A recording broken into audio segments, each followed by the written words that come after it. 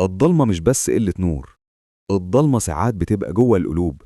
ساعات الوجع بيخليك تشوف الدنيا كلها سودة، وما بتفكرش غير في حاجة واحدة: إنك تحرق اللي حرقك. أنا يوسف، ودي قصتي مع مراية الإبليس. القصة اللي بدأت بحب وانتهت بدمار، بس ما كانش الدمار اللي أنا متخيله. كنت مهندس برمجيات، بيقولوا عليا عبقري. كنت عايش في شقة صغيرة في وسط البلد ملياها كتب وكمبيوترات. الدنيا ما كانتش سايعاني لما خطبت سارة. سارة دي كانت النور اللي بيترسم في آخر نفق حياتي. ضحكتها كانت بتنسيني تعب يوم كامل في الأكواد والبرمجة. كنا بنخطط: هنجيب العفش منين، هنسافر فين في شهر العسل. أحلام بسيطة، بس كانت بالنسبة لنا الدنيا وما فيها. لحد ما جه اليوم اللي دخل فيه كريم صبري حياتنا. كريم كان صاحب الشركة الجديدة اللي اشتغلت فيها. راجل في الأربعينيات، وسيم، غني، بيسوق أحدث العربيات وبيلبس لبس بتمن شقتي كلها. من أول يوم حسيت بحاجة غلط. نظراته لسارة لما كانت بتجيلي الشركة ما كانتش مريحة، نظرات تملك مش إعجاب. بدأ يضايقني في الشغل، يديني مهام مستحيلة ويقلل من مجهودي قدام الكل.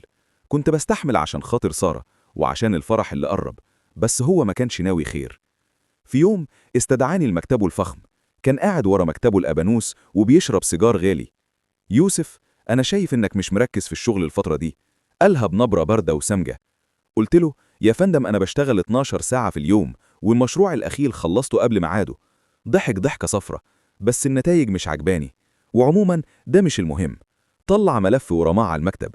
ده ملف فيه تحويلات بنكية مشبوهة من حساب الشركة لحسابك الشخصي. 3 مليون جنيه يا يوسف. الدنيا دارت بيا.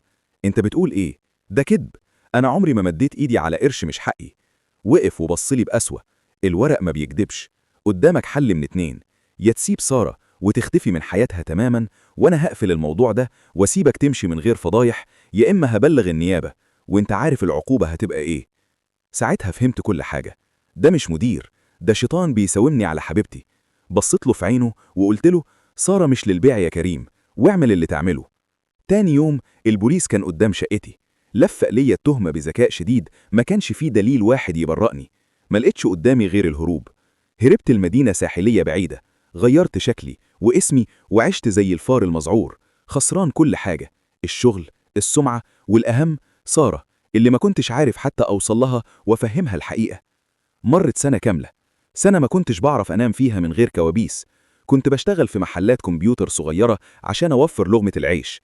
الغضب جواه كان زي البركان المخمود، مستني اللحظة اللي ينفجر فيها. وفي ليلة وأنا بقلب بيأس في الفيسبوك، شفت البوست اللي دمر اللي فاضل مني: صورة اختطاب كريم وسارة. سارة كانت واقفة جنبه مبتسمة، بس عيونها كانت مطفية.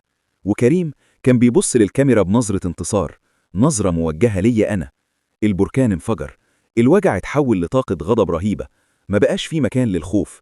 يا كريم، انت استخدمت نفوذك وفلوسك عشان تدمرني. انا هستخدم عقلي والشفراتي عشان امحيك. افتكرت مشروع كنت بشتغل فيه في السر قبل الهروب، كنت مسميه المراية السوداء.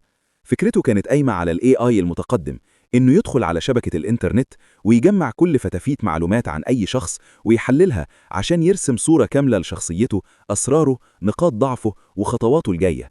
كان مجرد بحث علمي، بس دلوقتي بقى سلاح انتقام. قعدت قدام اللابتوب القديم وبدأت أكتب الأكواد. صوابعي كانت بتتحرك بسرعة مذهلة، كأني بتعزف سيمفونية غضب. فعلت المراية. الشاشة اسودت وظهرت واجهة بسيطة فيها مربع بحث واحد. كتبت الاسم: كريم صبري، ودوست انتر. المراية بدأت تشتغل. السطور بتجري على الشاشة بسرعة خيالية. جاري سحب البيانات من السوشيال ميديا، جاري اختراق الحسابات البنكية، جاري الدخول للكاميرات والميكروفونات، جاري تحليل المحادثات المخفية.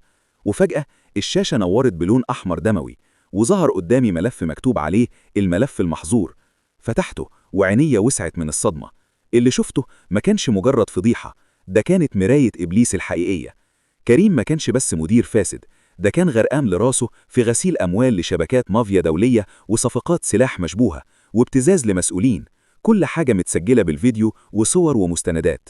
الانتصار ملأ قلبي. وقعت في ملعبي يا كيمو. بدأت أنفذ خطة انتقام مدروسة، خطة التعذيب البطيء. كنت متابعه خطوة بخطوة من خلال كاميرا موبايله ولابتوبه اللي اخترقته من المراية. شفته وهو قاعد مع سارة في مطعم فخم بيتباهى بفلوسه، وشفته وهو بيخونها بالسكرتيرة في مكتبه. أول ضربة كانت رسالة على موبايله الشخصي. المراية شافت كل حاجة يا كيمو، حتى صفقة السلاح الأخيرة في المينا. شفته من الكاميرا وهو بيقرأ الرسالة، وشه اتقلب ألوان، العرق نزل على جبهته، والتليفون وقع من إيده. بدأ يبص حواليه بفزع، كأن الحيطان ليها عيون. بعدها سربت خبر صغير لصحفي شاطر عن شبهات في عقود شركته من غير ما أقدم أدلة، بس ده كان كفيل يخض المستثمرين. أسهم الشركة بدأت تقع، وكريم بدأ يتجنن. بقى بيقضي ليله في المكتب، بيشرب خمرة بزيادة، ويصرخ في الموظفين لأتفه الأسباب. سارة حاولت تهديه، بس هو زعق فيها وقال لها: انت السبب، انت النحس اللي دخل حياتي. كنت بستمتع بمنظره وهو بينهار، كنت حاسس ان حقي بيرجع لي، بس الغضب لسه مالي قلبي. في ليلة تليفوني رن، رقم سارة. قلبي دق، بس افتكرت صورتها معاه وقسيت قلبي. رديت: أيوة يوسف، أنا عارفة إنك أنت اللي ورا ده. صوتها كان بيترعش ويقطع. أرجوك وقف، كريم هيموت. الراجل ما بقاش بينام وعقله طار، وهو لما دمر حياتي كان بيفكر أنا حاسس بإيه. قلت لها بنبرة حادة: ده مجرد جزء بسيط من اللي يستحله. يوسف، كريم ما كانش بيحبني، قالتها وهي بتعيط بهستيريا. هو اتجوزني بس عشان يكسرك، عشان يثبت لنفسه إنه أقوى منك، وهو دلوقتي بيهددني بيك. بيقول لو ما كنتش معاه هيبلغ عن مكانك للشرطة وهيلفق ليك تهم جديدة. الخبر نزل عليا زي الصاعقة. الشيطان ده ما اكتفاش إنه أخدها، ده بيذلها بيا. ساعتها الغضب اتهول لجنون، ما بقاش في مكان لأي رحمة. ماشي يا كريم، انت اللي اخترت النهاية. فتحت اللابتوب تاني، بس المرة دي ما بعتش حاجة لأي حد بره الحكاية دي. بعت الملفات كلها لإيميل كريم نفسه، ومعاها رسالة واحدة بس: المراية السوداء شافت كل حاجة وممكن تدمرك في ثانية، بس أنا اخترت الرحمة، مش عشانك، عشان نفسي.